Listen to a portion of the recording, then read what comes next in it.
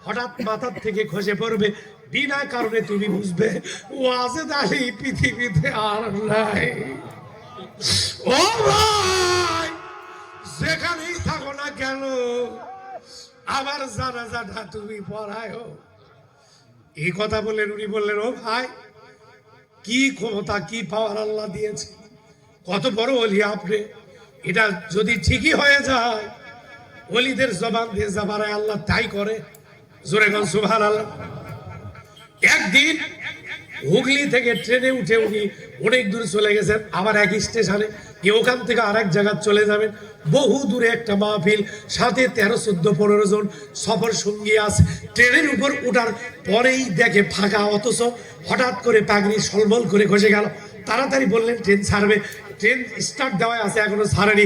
বললেন, ভাই এই আমার মুরিদেরা তাড়াতাড়ি নামবো, কলকাতার বিন্দিবাগি হুজুর কেবলা পৃথিবী ছেড়ে চলে গেছে। নামার পরে বললেন, এখন আমরা চলে যাব কলকাতার দিকে। সন্ধ্যা 7:30 মঙ্গলবার রাত্রে হুজুর বিদায় নিয়েছে। এই দাদু হুজুর কেবলা মঙ্গলবার রাত সন্ধ্যা 7:30 ইনি পর্দা নিলেন, চলে গেলেন।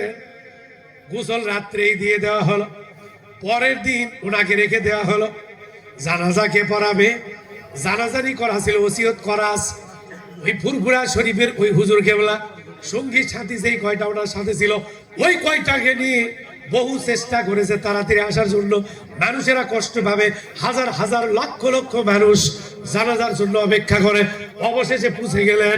উনি এসেই বললেন, ইনি এত বড় আল্লাহ পাকে ওলি ছিলেন, আমি কেমনে জানবো ইনি আমার আগে যাবে? আমি মাওলানা হয়ে এই এলেম বিদ্যা বুদ্ধি আল্লাহ দেয়নি, ইনাকে এলমে লাদুন্নির এই এলেমটা আল্লাহ পাক দান করেছিলেন। আল্লাহ আমাদের দরবারিও এই জীবন যাত্রাকে কবুল করেন। আমরা বলি আমিন। ভালো থাকবেন, সুস্থ থাকবেন। আসসালামু আলাইকুম ওয়া রাহমাতুল্লাহি ওয়া বারাকাতুহু।